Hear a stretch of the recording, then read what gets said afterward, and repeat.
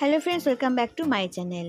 বাঙালিদের কিন্তু পুজো পার্বণ লেগেই থাকে। তো এখন তো পুজোর সময় চলছে, সামনেই কিন্তু দীপাবলি বা কালী পুজো আসছে। সেই উপলক্ষে কিন্তু ঘরেই মিষ্টি বানানো শেয়ার করছি আপনাদের সাথে। খুব সহজে যেটা হয়ে যায়, যার জন্য লাগবে হচ্ছে ঘি। আমি কিন্তু কড়াইতে এখানে ঘি অ্যাড করে নিয়েছি। ঘিটা মেল্ট হওয়ার পর দেখুন এরকম কাপ একটা নিয়েছি। সেই কাপ আন্দাজ 1 কাপ সুজি আমি এখানে দিয়ে দিচ্ছি। আমি ফরচুনের সুজিটা এখানে ব্যবহার করেছি। সুজিটা ঘিতে দেওয়ার পরে ভালো করে মিক্স করে নেব।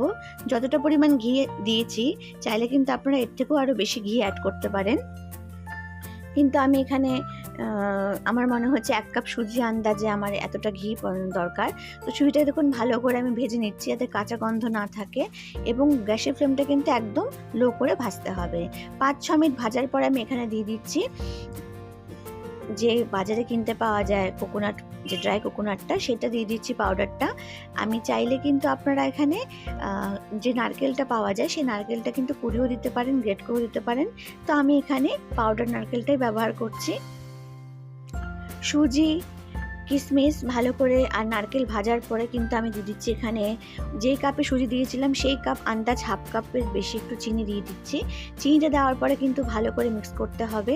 চাইলে আপনারা পাউডার সুগার ব্যবহার করতে পারেন, বা অনেক সময় চিনি শিরা বানিয়ে অনেকে অ্যাড করে, বাট আমি এভাবেই করতে পছন্দ করি এবং খেতে কিন্তু খুব ভালো হয়, টেস্টও খুব ভালো হয়। চিনি দিয়েও কিন্তু ভালো করে মিক্স করে নাড়াচাড়া করে নেবো। দেখুন কালারটা কিন্তু চেঞ্জ হয়ে যাচ্ছে।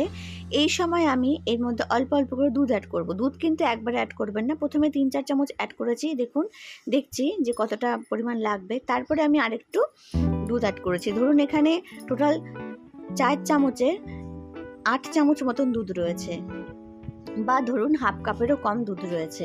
এবার গ্যাসের ফ্লেমটা কিন্তু বন্ধ করে দিয়েছি, দিয়ে আমি এটা কভার করে 4 থেকে 5 মিনিট রেখে দিয়েছিলাম। এবার গ্যাসের ফ্লেমটা আবারও অন করে নিচ্ছি, নিয়ে এটাকে ভালো করে ড্রাই করে নেব। তো দেখুন গ্যাসের ফ্লেমটা অন করে নিচ্ছি, নিয়ে এবার ভালো করে এটাকে ড্রাই করে নেব। তার আগে আমি দিয়ে দিচ্ছি এলাচ গুঁড়ো এখানে।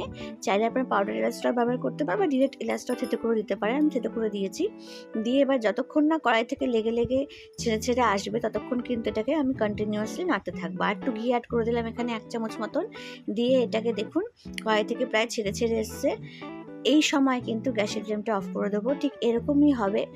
এবার এটাকে থালার মধ্যে রেখে জাস্ট হালকা ঠান্ডা হবে, পুরো ঠান্ডা হলে কিন্তু বানানো সম্ভব না, হালকা ঠান্ডা হবে, তখন কিন্তু এটাকে আমি গোল গোল করে নাড়ুর শেপ দিয়ে নিচ্ছি। চাইলে আপনারা যে কোনো শেপ দিতে পারেন, বরফি শেপও দিতে পারেন। ঘি একটু নিয়ে নিয়েছিলাম হাতে লাগিয়ে।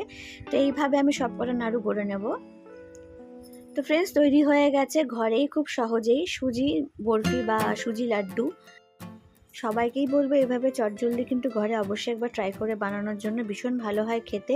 ঠাকুরকে ভোগ হিসেবেও দিতে পারেন, বা ঘরে গেস্ট আসলেও কিন্তু এটা সার্ভ করতে পারেন। আশা করি আপনাদের সিম্পল রেসিপি ভালো লাগলে প্লিজ কমেন্ট করে জানাবেন, লাইক শেয়ার করুন, please support my channel, subscribe my channel. Thank you.